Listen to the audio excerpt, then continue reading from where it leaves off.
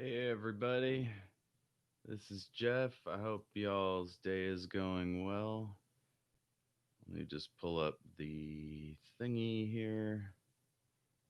I gotta fucking around with some windows. Just stick that off to the side there, and about ready to go. Yo, yo, yo! What up? What up?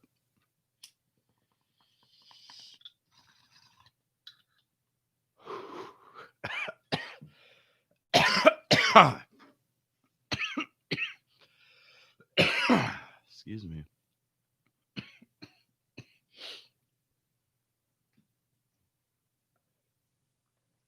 Sinclair Lewis, It Can't Happen Here, Chapter 17. Let's see if I can turn this down. Quoting, like beefsteak and potatoes stick to your ribs even if you're working your head off, so the words of the good book stick by you in perplexity and tribulation. If I ever held a high position over my people, I hope that my ministers would be quoting from 2 Kings 18:31 and 32. Quote, come out to me, and then eat ye every man of his own vine, and every one of his fig tree, and drink ye every one the waters of his cistern, until I come and take you away to a land of corn and wine, a land of bread and vineyards, a land of olive oil and honey, that ye may live and not die. 0 Hour, Berzelius Windrip. Despite the claims of Montpelier, the former capital of Vermont, and of Burlington, largest town in the state, Captain Shad Ledoux fixed on Fort Beulah as executive center of County B, which was made out of 9 former counties of northern Vermont. Doremus never decided whether this was, as Lorinda Pike asserted, because Shad was in partnership with banker R.C. Crowley in the profits derived from the purchase of quite useless old dwellings as part of his headquarters, or for the even sounder purpose of showing himself off in battalion leader's uniform with the letters CC beneath the 5-pointed star on his collar, to the pals with whom he had once played pool and drunk applejack, and to the snobs whose lawns he once had mowed. Besides the condemned dwellings, Shad took over all of the former Scotland County Courthouse and established his private office in the judges' chambers, merely chucking out the law books and replacing them with piles of magazines devoted to the movies and the detection of crime, hanging up portraits of Windrip, Saracen, Hake, and Reek, installing 2 deep chairs upholstered in poison green plush, ordered from the store of the loyal Charlie Betts, but, to Betts's fury, charged to the government, to be paid for if and when, and doubling the number of judicial cuspidors. In the top center drawer of his desk, Shad kept a photograph from a nudist camp, a flask of Benedictine, a 44 revolver, and a dog whip. County commissioners were allowed from 1 to a dozen assistant commissioners, depending on the population. Doremus Jessup was alarmed when he discovered that Shad had had the shrewdness to choose as assistants men of some education and pretense to manners, with Professor Emil Staubmeyer as assistant county commissioner in charge of the township of Beulah, which included the villages of Fort Beulah, West and North Beulah, Beulah Center, Trianon, Hosea, and Kismet. as Shad had, without benefit of bayonets, become a captain, so Mr. Staubmeyer, author of Hitler and Other Poems of Passion, unpublished, automatically became a doctor. Perhaps, thought Doremus, he would understand Windrip and Co. better through seeing them faintly reflected in Shad and Staubmeyer than he would have in the confusing glare of Washington, and understand thus that a Buzz Windrip, a Bismarck, a Caesar, a Pericles was like all the rest of itching, indigesting, aspiring humanity, except that each of these heroes had a higher degree of ambition and more willingness to kill. Damn. That, yeah. Fascism, y'all. Scary stuff. I know I've said that like 100,000 times already. By June, wait a minute. Oh, I left the fan on. Hold on.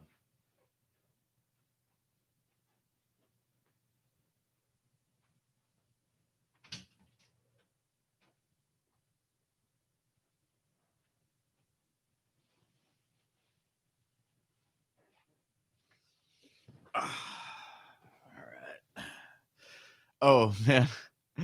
I posted something about this in a friend Discord server, and somebody said I look like a cool uncle.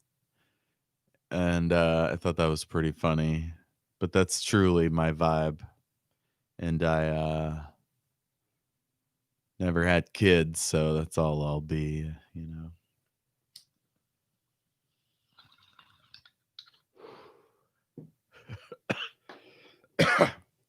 I mean, unless some charming, sexy lady out there wishes to make my acquaintance and feels like having kids. But I'm 44 years old, so chances are slim to none.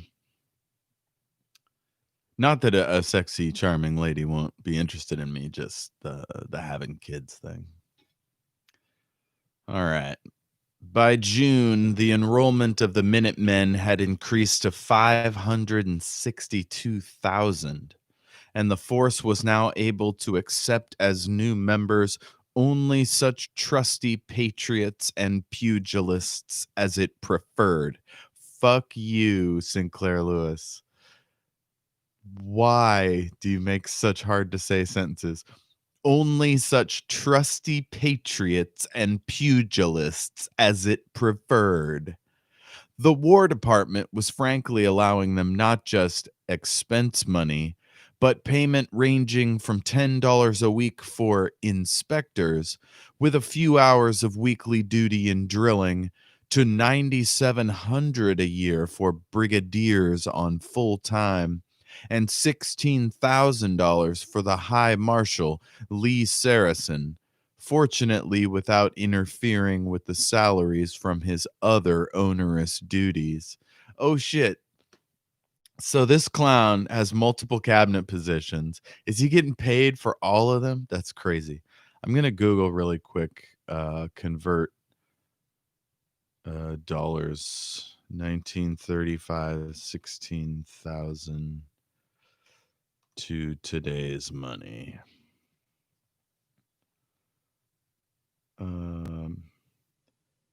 16,000 in 1935 is equivalent in purchasing power to about $303,000. Wow. I feel like that's large for a cabinet position, even these days, especially if you get more than one. All right. The ranks were inspector, more or less corresponding to private, squad leader or corporal, cornet or sergeant, ensign or lieutenant, battalion leader, a combination of captain, major, and lieutenant colonel, commander or colonel, brigadier or general, high marshal, or commanding general. Cynics suggested that these honorable titles derived more from the Salvation Army than the fighting forces. But be that cheap sneer justified or no, the fact remains that an Helot had ever so much more pride in being called an inspector, an awing designation in all police circles, than in being a private. Okay, there's a lot going on here. These guys want to be like cops, but also the army. That's never a good thing. I'm Googling helot because I just don't know what that means. A member of a class of serfs in ancient Sparta, intermediate in status between slaves and citizens. Wow. An helot had ever so much more. So I don't know. Maybe it's a term of art as well. Uh, yeah.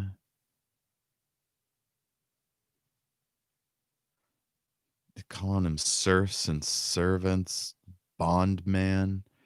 I don't know. That is that more of the editor dogging on these guys for being clowns. Anyway, the Salvation Army also is a very fucked up organization.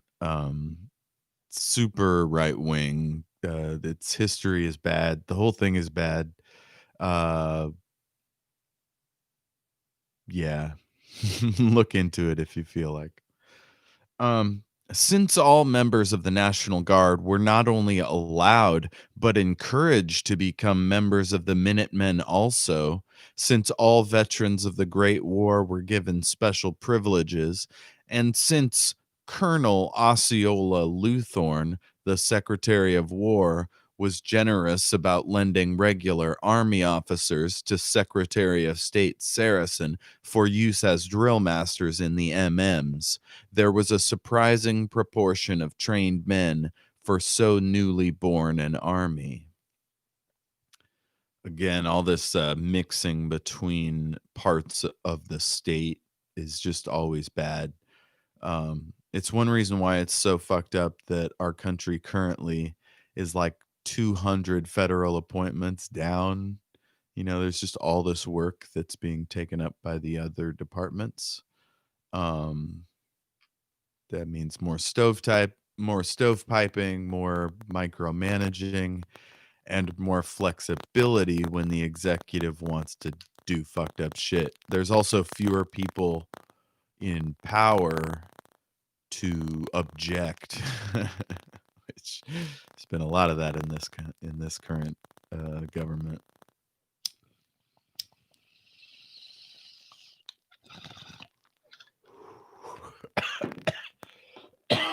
Excuse me.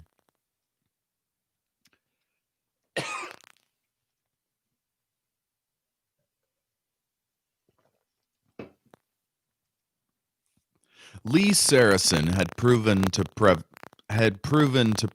Windrip by statistics from the Great War that college education and even the study of the horrors of other conflicts did not weaken the masculinity of the students, but actually made them more patriotic, flag-waving, and skillful in the direction of slaughter than the average youth. And nearly every college in the country was to have, this coming autumn, its own battalion of MMs, with drill counting as credit toward graduation.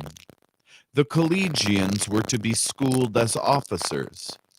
Another splendid source of officers were the gymnasiums and the classes in business administration of the YMCA.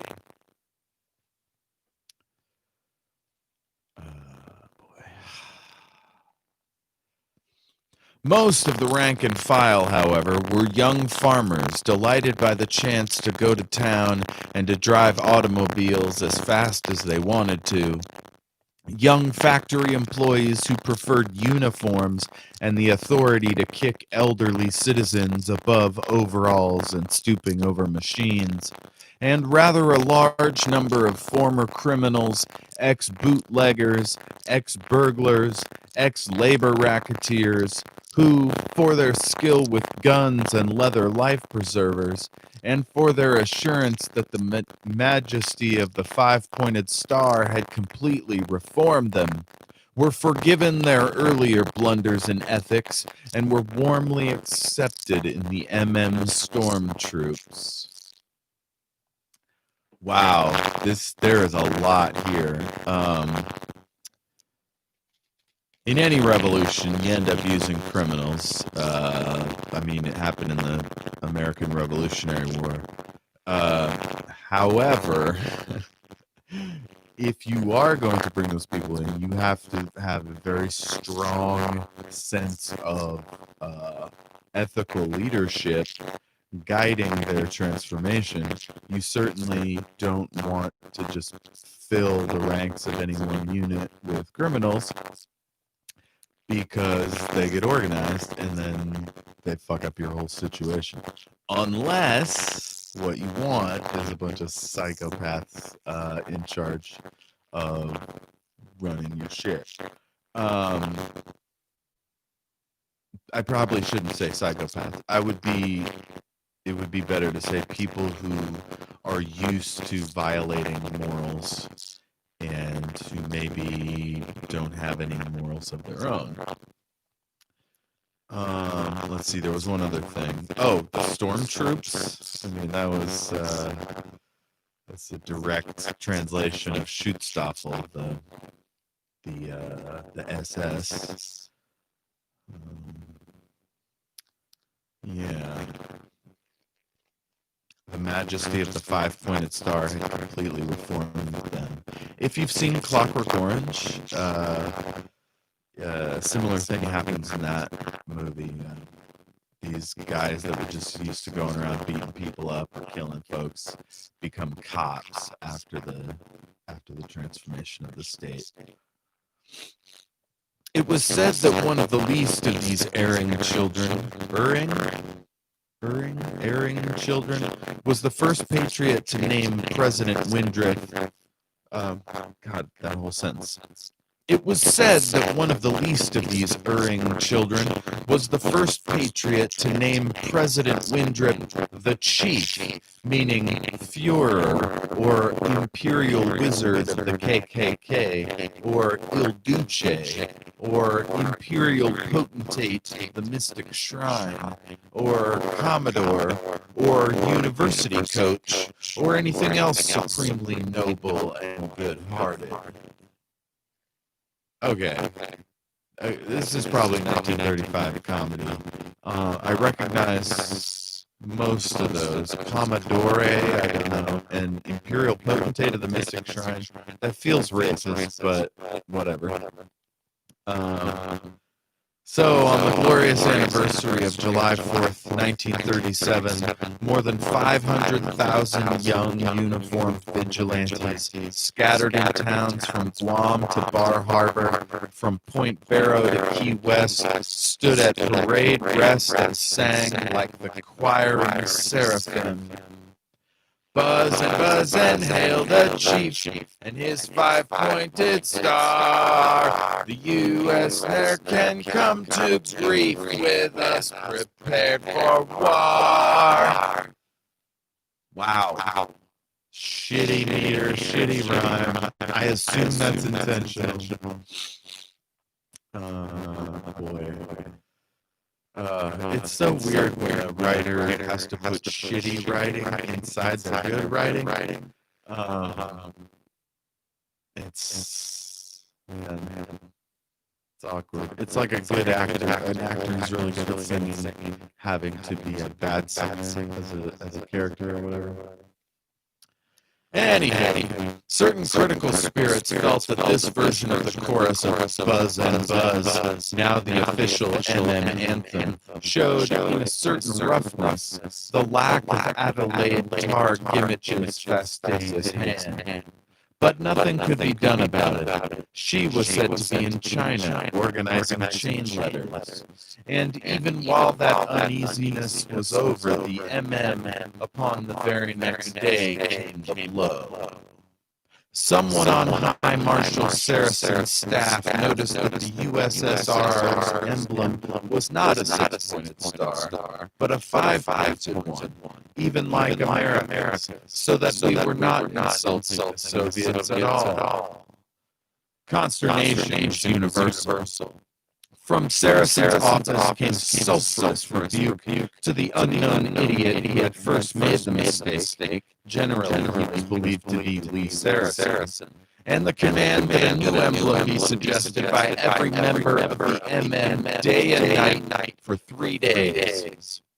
MM barracks were hectic with telegrams, telephone calls, letters, placards, and thousands of young men sat with pencils and rulers earnestly drawing tens of thousands of substitutes for the five-pointed star. Circles and triangles, triangles and circles, pentagons, hexagons, alphas and omegas, eagles, aeroplanes, arrows, bombs bursting in air, bombs bursting in bushes, billy goats, rhinoceros, and the Yosemite Valley.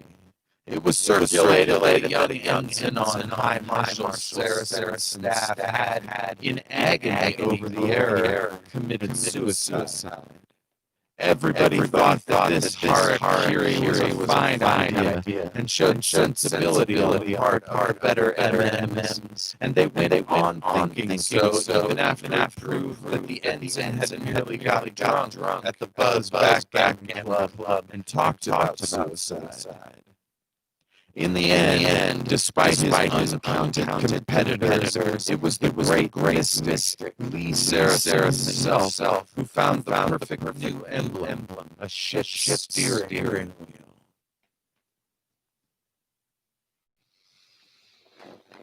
God, this is so Goebbels.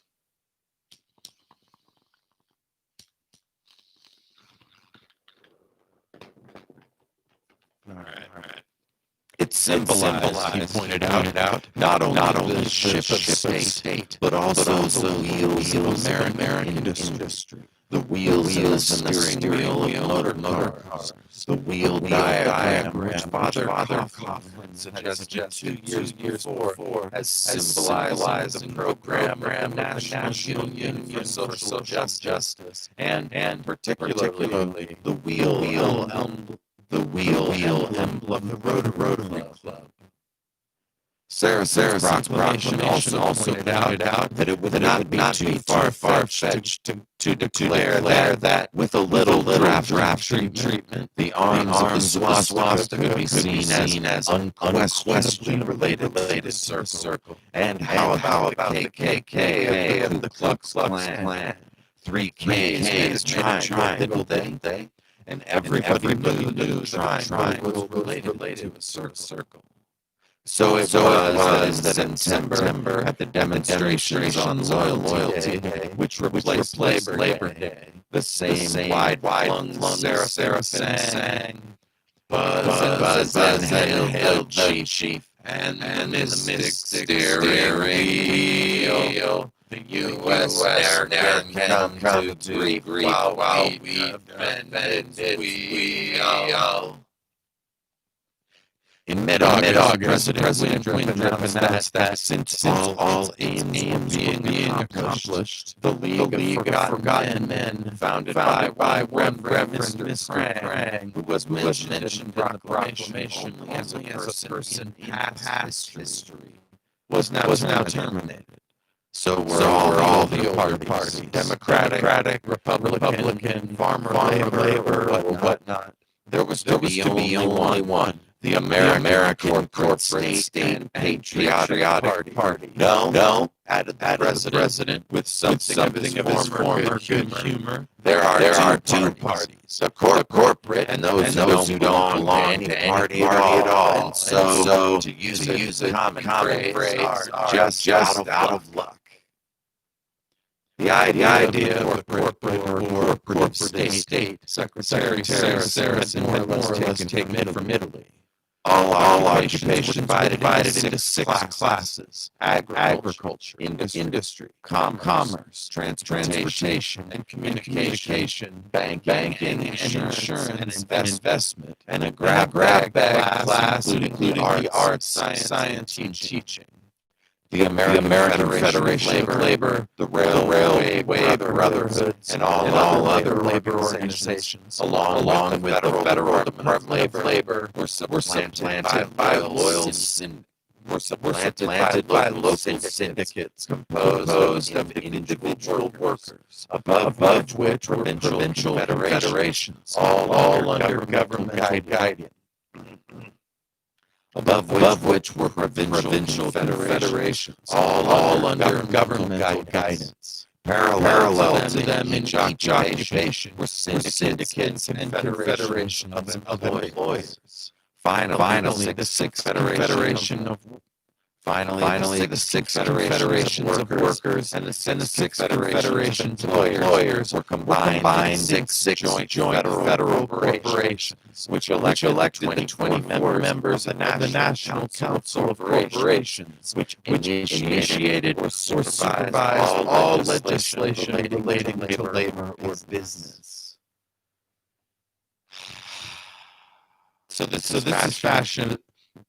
So this is fascism in its purest form. This is the kind of fascism designed by Mussolini. I've talked about this before, about how they split up the country into districts and appoint the leaders of them as like the head of the most powerful business in the state. This is similar to that. It's basically just replacing every government that exists with some new shit. And it's all window dressing because whoever's most loyal to Saracen and past him Windrip are the ones who have all the power. There was a permanent chairman of this National Council with a deciding vote and the power of regulating all debate as he saw fit. But he was not elected. He was appointed by the president. And the first to hold the office without interfering with his other duties was Secretary of State Saracen. Just to safeguard the liberties of labor, this chairman had the right to dismiss any unreasonable member of the National Council. All strikes and lockouts were forbidden under federal penalties, so that workmen listened to reasonable government representatives and not to unscrupulous agitators.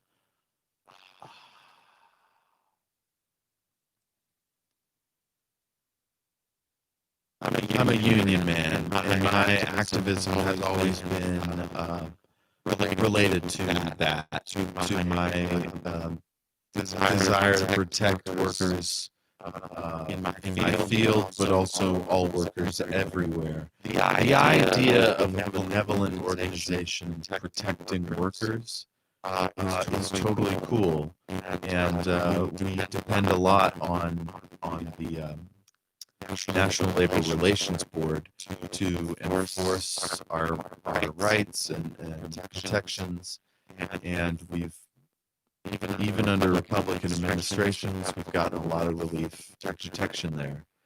But we also have our unions, who we vote for. We also have, every workplace has its own sort of vibe and different agitators, and when a workplace doesn't have anyone with the freedom or safety or guts to step up and represent the workers, we have outside agitators, unscrupulous quote-unquote agitators, and those organizers will go to McDonald's or Starbucks or whomever, whatever corporation is screwing its workers and doesn't have representation.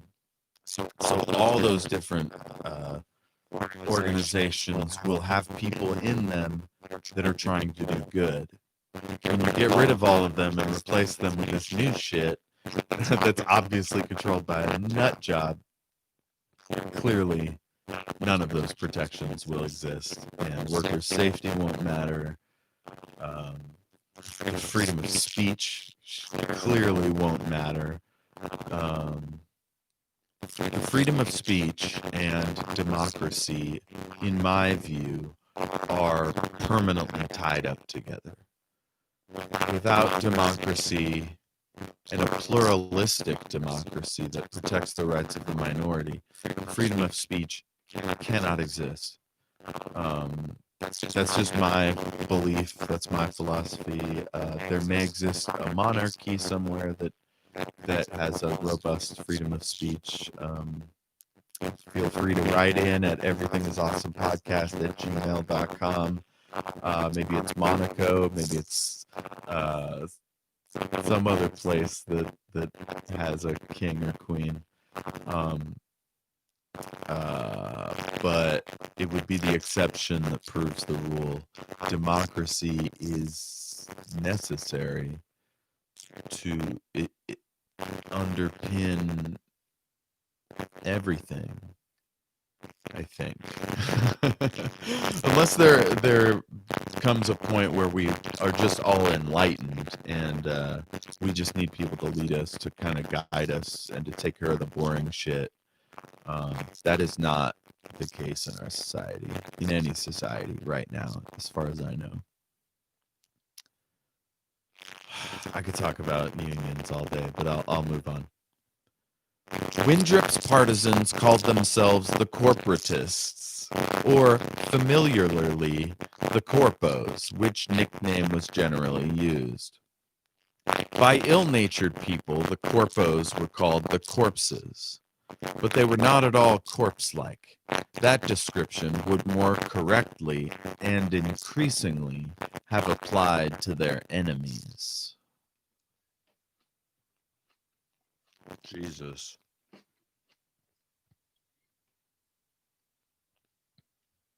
Excuse me, I'm just checking to make sure.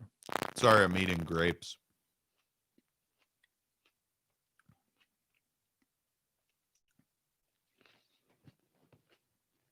Last we checked, they'd killed about 100.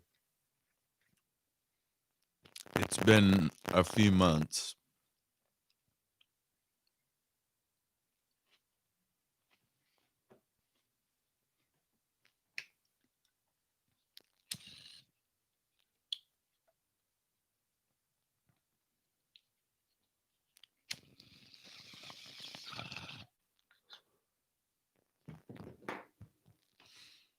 Though the corpos continued to promise a gift of at least $5,000 to every family, quote, as soon as funding of the required bond issue shall be completed, the actual management of the poor, particularly of the more surly and dissatisfied poor, was undertaken by the Minuteman.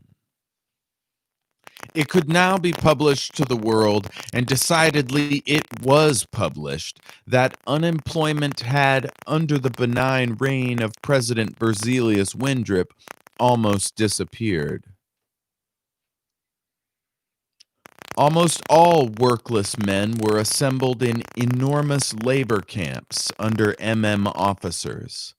Their wives and children accompanied them and took care of the cooking, cleaning, and repair of clothes. The men did not merely work on state projects, they were also hired out at the reasonable rate of $1 a day to private employers. Of course, so selfish is human nature, even in utopia, this did cause most employers to discharge the men to whom they had been paying more than $1 a day.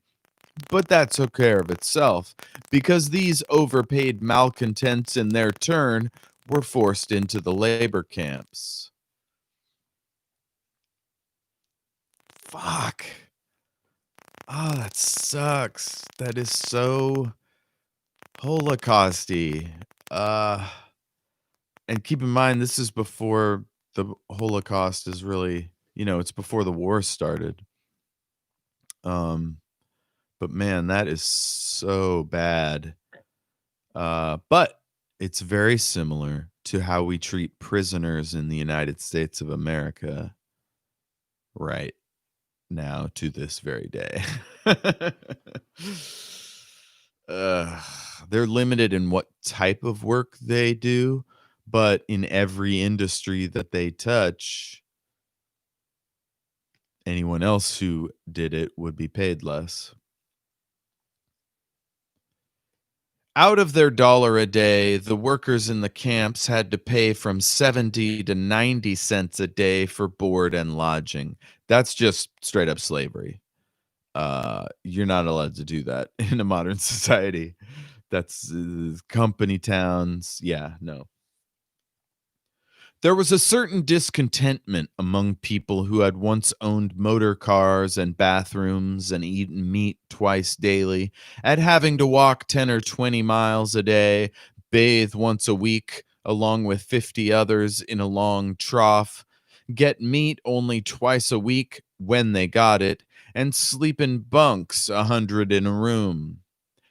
Yet there was less rebellion than a mere rationalist like Walt Trowbridge, Winthrop's ludicrously defeated rival, would have expected, for every evening the loudspeaker brought to the workers the precious voices of Winthrop and Saracen, Vice President Beecroft, Secretary of War Luthorn, Secretary of Education and Propaganda McGoblin, General Kuhn, or some other genius, and these Olympians, talking to the dirtiest and tired mudsills as warm friend to friend, told them that they were the honored foundation stones of a new civilization, the advance guards of the conquest of the whole world.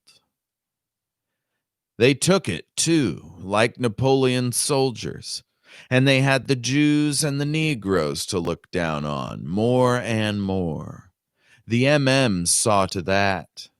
Every man is a king so long as he has someone to look down on.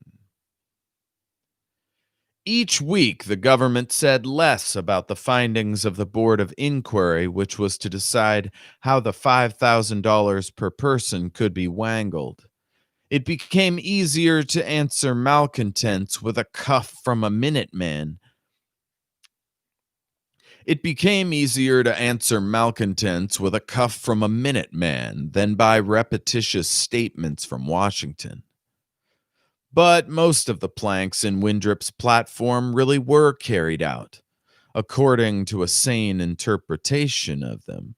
For example, inflation. In America of this period, inflation did not even compare with the German inflation of the 1920s, but it was sufficient. The wage in the labor camps had to be raised from $1 a day to 3, with which the workers were receiving an equivalent of 60 cents a day in 1914 values. Everybody delightfully profited, except the very poor, the common workmen, the skilled workmen, the small businessmen, the professional men, and old couples living on annuities or their savings. These last did really suffer a little, as their incomes were cut in 3. The workers, with apparently tripled wages, saw the cost of everything in the shops much more than triple.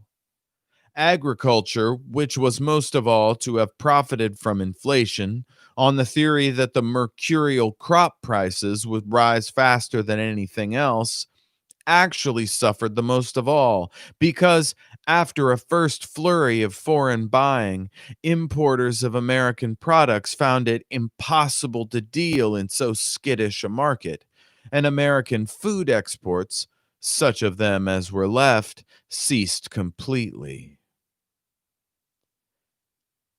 That is a direct parallel, I think, to Russian statist agriculture. The what did they call them? The big old communes that raised food, full of people who had never farmed before, trying to do new farming methods that were whack. And of course, everything's run by the Russian Communist Party, so Soviet, excuse me. So scoundrels and liars, all right. Let's see. And so it devastated their agricultural industry. I don't know if they had a lot of exports before, but they certainly didn't after. Millions starved. It was bad. Um, and just imagining American food exports ceasing is just bonkers banana. It was big business, that ancient dragon which Bishop Prang and Senator Windrip had gone forth to slay, that had the interesting time. With the value of the dollar changing daily, the elaborate systems of cost marking and credit of big business were so confused that presidents and sales managers sat in their offices after midnight with wet towels.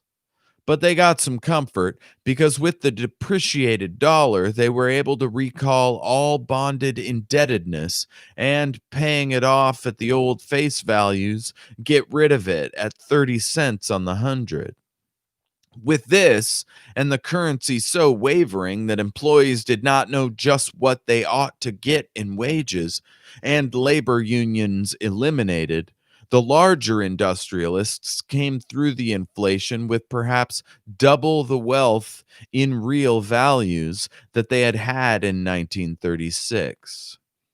And two other planks in Windrip's encyclical, vigorously respected, were those eliminating the Negroes and patronizing the Jews.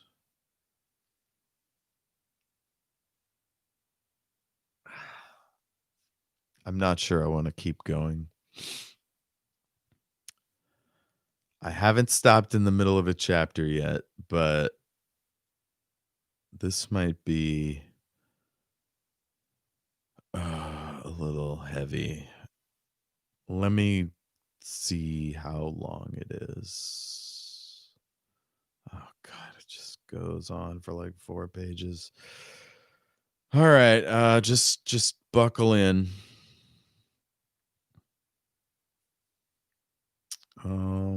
5, 6 pages. Yikes. All right. Patronizing the Jews. The former race took it the less agreeably. There were horrible instances in which whole southern counties with a majority of Negro population were overrun by the blacks and all property seized. True, their leaders alleged that this followed massacres of Negroes by Minutemen, but as Dr. McGoblin, Secretary of Culture, so well said, this whole subject was unpleasant and therefore not helpful to discuss.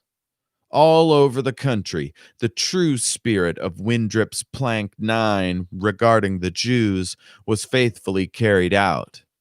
It was understood that the Jews were no longer to be barred from fashionable hotels, as in the hideous earlier day of race prejudice, but merely to be charged double rates.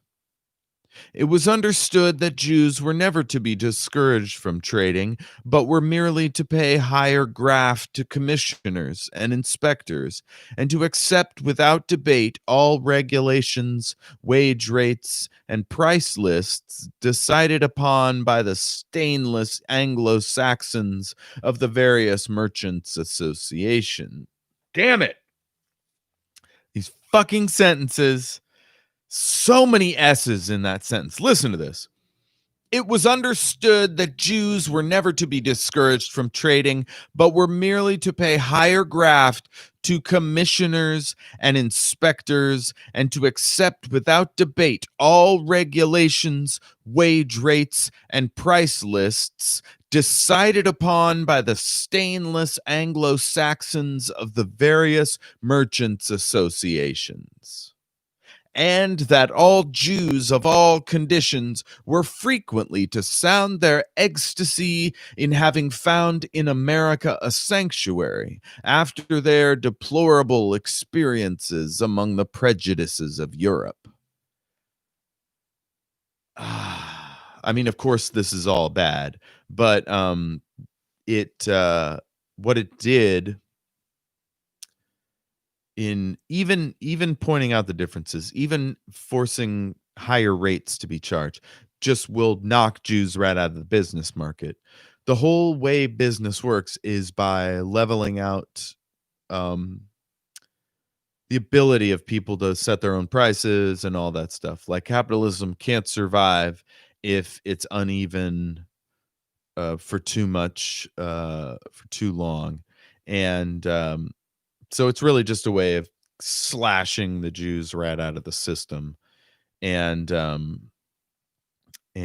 of course you can say de facto it was done and probably still continues to be done through old boys networks, and just economies of scale and so on, especially for black folks during segregation and just across the country in general.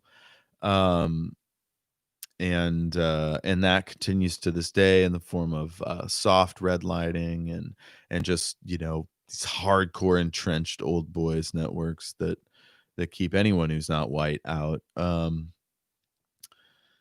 But yeah, y'all know all about that. But the idea that you can just kind of chip away at your enemy with these kind of dirty tricks, and then eventually they're just out of the market and you don't have to think about them at all, which makes it a lot easier to wrap up the Warsaw Ghetto and send them off. In Fort Beulah, Louis Rotenstern, since he had always been the first to stand up for the older official national anthems, the Star Spangled Banner or Dixie, and now for Buzz and Buzz, since he had of old been considered almost an authentic friend by Francis Tasbro and R.C. Crowley, and since he had often good naturedly pressed the unrecognized Shad Ledoux's Sunday pants without charge, was permitted to retain his tailor shop, though it was understood that he was to charge members of the MM prices that were only nominal or quarter nominal.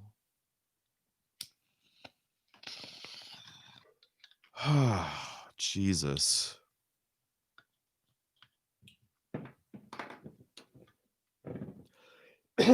Talk about insult to injury. Not only are you basically forced to only do business with Jews or other oppressed persons, now you have to do unpaid work for soldiers, basically, for the Gestapo keeping everybody down.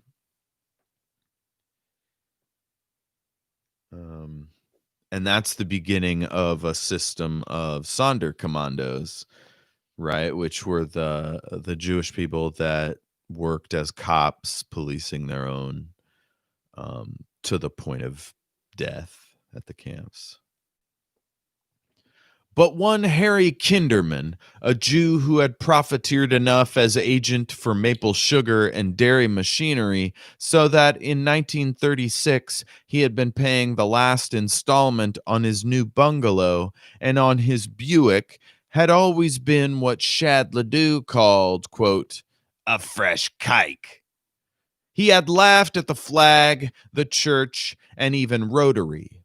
Now he found the manufacturers canceling his agencies without explanation.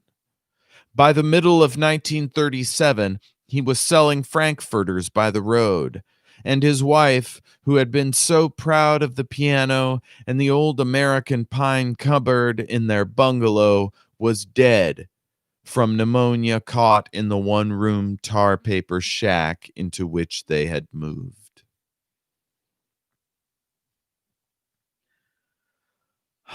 So this is how the mass deaths begin.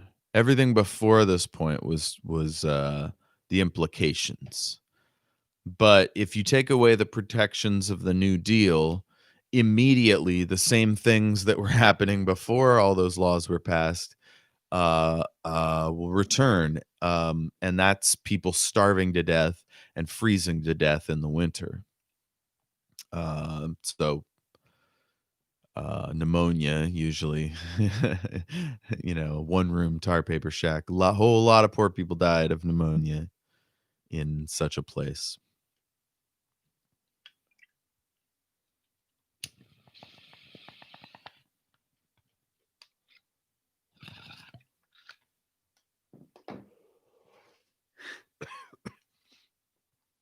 At the time of Windrip's election, there had been more than 80,000 relief administrators employed by the federal and local governments in America. With the labor camps absorbing most people on relief, this army of social workers, both amateurs and long trained professional uplifters, was stranded. The Minutemen controlling the labor camps were generous. They offered the charitarians the same dollar a day that the proletarians received, with special low rates for board and lodging. But the cleverer social workers received a much better offer: to help list every family and every unmarried person in the country with his or her finances, professional ability, military training, and, most important and most tactfully to be ascertained, his or her secret opinion of the MMs and of the corpos in general. A good many of the social workers indignantly said that this was asking them to be spies, stool pigeons for the American Oge-Peu. These were, on various unimportant charges, sent to jail, or later to concentration camps, which were also jails, but the private jails of the MMs, unshackled by any old-fashioned, nonsensical prison regulations. This is the beginning of the Gestapo, right? Smart enough people used to organizing things to fill out lists and do the punch cards back then to get everybody in the system.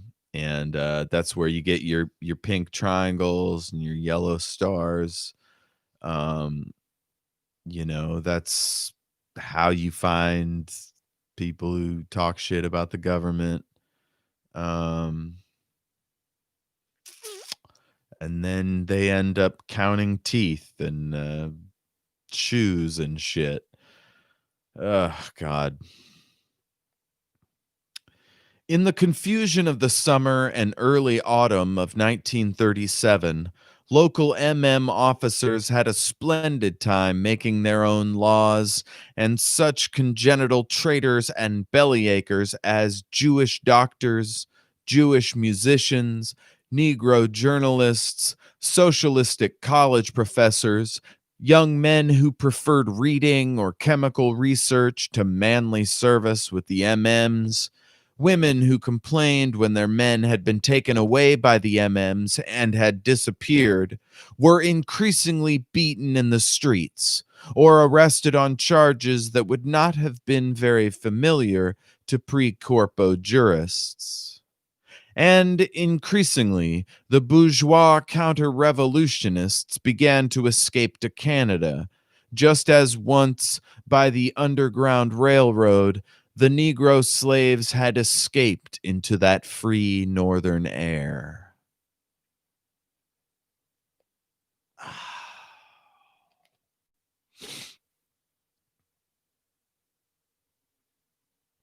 Imagine being forced to leave your homeland. Think about it. Every refugee in our country is one of these folks, forced to leave because of the shitty government of the country they are from. And Republicans and other assholes will talk about illegal immigrants, quote unquote, as economic refugees, and say that's not a fair category and it shouldn't count.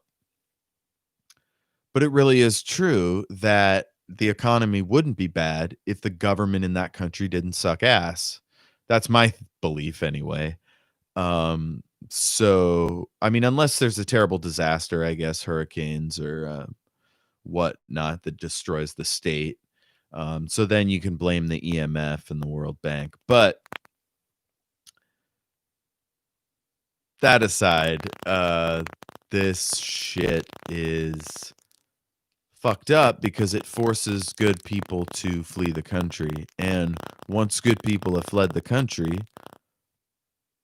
That's fewer people to help fight the government, right? It's what happens in Mexico all the time until perhaps recently. But there aren't enough good people there. Like when I say good people, I mean people smart enough and organized enough to agitate against the government. So many of them are forced to seek work in another country, and so they're not there all year raising hell, rallying, organizing to fix the government. Um, so, and of course, those people I'm talking about aren't the people who have historically kind of nomadically gone to work in America for a little while and then gone back. I'm talking about the people who are forced to leave and stay here because they can't make it there. Um, in Canada as well as in Mexico, Bermuda, Jamaica, Cuba, and Europe, these lying red propagandists began to publish the vilest little magazines, accusing the corpos of murderous terrorism. Allegations that a band of 6 MMs had beaten an aged rabbi and robbed him, that the editor of a small labor paper in Paterson had been tied to his printing press and left there while the MMs burned the plant, that the pretty daughter of an ex-farmer labor politician in Iowa had been raped by giggling young men in masks. Fuck. So now when I turn this into a podcast, I have to put a fucking trigger warning. But let's not kid ourselves. In any fucked up government situation, the number of rapes are bound to go up because the government isn't protecting people. There's too many now, obviously. But yeah, that's gonna get worse if the police ain't doing shit or are encouraging it. As in this case, a tool of political violence.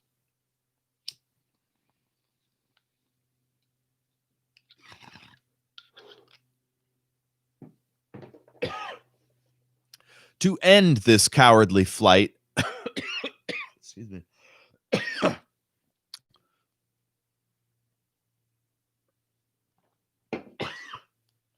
To end this cowardly flight of the lying counter-revolutionists, many of whom, once accepted as reputable preachers and lawyers and doctors and writers and ex-congressmen and ex-army officers, were able to give a wickedly false impression of corpoism and the MMs to the world outside America.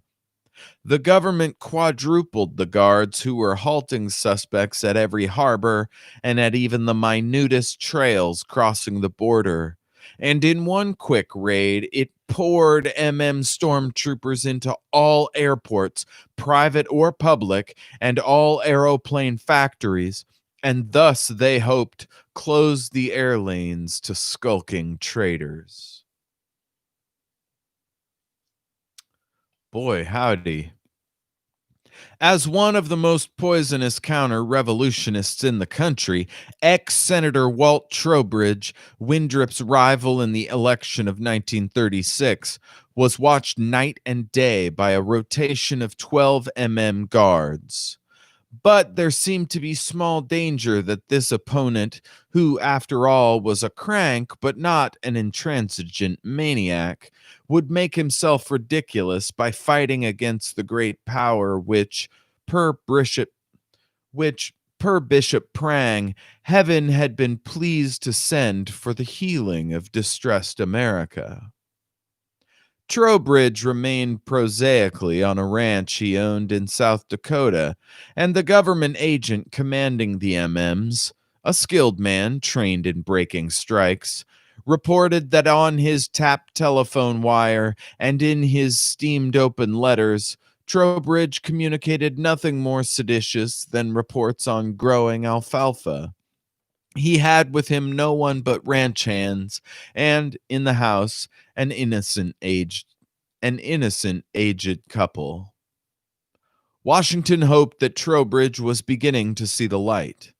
Maybe they would make him ambassador to Britain, vice Sinclair. On the 4th of July, when the on the 4th of July, when the MMs gave their glorious but unfortunate tribute to the chief and the five-pointed star, Trowbridge gratified his cowpunchers by holding an unusually pyrotechnic celebration. All evening, skyrockets flared up, and round the home pasture glowed pots of Roman fire. Far from cold shouldering the MM guards, Trowbridge warmly invited them to help set off rockets and join the gang in beer and sausages. The lonely soldier boys off there on the prairie, they were so happy shooting rockets. An aeroplane with a Canadian license, a large plane, flying without lights, sped toward the rocket lighted area and, with engine shut off so that the guards could not tell whether it had flown on, circled the pasture outlined by the Roman fire and swiftly landed. The guards had felt sleepy after the last bottle of beer. 3 of them were napping on the short, rough grass. They were rather disconcertingly surrounded by men in masking flying helmets, men carrying automatic pistols, who handcuffed the guards that were still awake, picked up the others, and stored all 12 of them in the barred baggage compartment of the plane. The raiders' leader, a military-looking man, said to Walt Trowbridge, "Ready, sir?" "Yep. Just take those 4 boxes, will you please, Colonel?" The boxes contained photostats of letters and documents. Unregally clad in overalls and a huge straw hat, Senator Trowbridge entered the pilot's compartment. High and swift and alone, the plane flew toward the premature northern lights. Next morning, still in overalls, Trowbridge breakfasted at the Fort Garry Hotel with the mayor of Winnipeg. A fortnight later, in Toronto, he began the republication of his weekly, A Lance for Democracy, and on the cover of the first number were reproductions of 4 letters indicating that before he became president, Berzelius Windrop had profited through personal gifts from financiers to an amount of over $1 million. To Doremus Jessup, to some thousands of Doremus Jessups, were smuggled copies of the Lance, though possession of it was punishable, perhaps not legally, but certainly effectively, by death. But it was not till the winter, so carefully did his secret agents have to work in America, that Trowbridge had in full operation the organization called by its operatives the New Underground, the NU, which aided thousands of counter-revolutionists to escape into Canada. Oh, man. I mean, happy ending to that chapter, but I am fucking worn out. I'm hoping it's going to get a lot better and a lot less fucked up by the end of this thing. I think, let me see how far along we are. How many chapters? I think it's halfway. I think there's like 18 more chapters to go, but let me pull this over. Yeah, there's 37 chapters, and next one is chapter 18. So hopefully I can get more chapters going once it gets a little peppier. But bear in mind that when the truth did come out about Russia under Stalin and then later Hitler's Germany and Europe and everywhere, basically, it got worse before the end of the war. Same with the Japanese, Italians, probably, whoever was when when they got cornered like rats, and um but anywho, I'm gonna leave it there tonight. You guys are great. Thanks for sticking with me. Thanks for putting up with all my annoying digressions. But check out my podcast. Everything is awesome. I'll be putting this audio up there, and I might do it with no commentary, or maybe with the commentary. I haven't decided yet. If you have an opinion on that, shoot me an email. Everything is awesome podcast at gmail.com. Or hit me up on Twitter at EIA Podcast or at El Jefe Tacoma. I'd love to read some of your work, maybe critique it on air, maybe even have you on one of these type things. So, yeah, stay in touch, take care of each other, love yourselves, and keep being awesome. That's how I end my podcast. I probably don't need to end these things with that. Oh, yeah, I remember. Peace.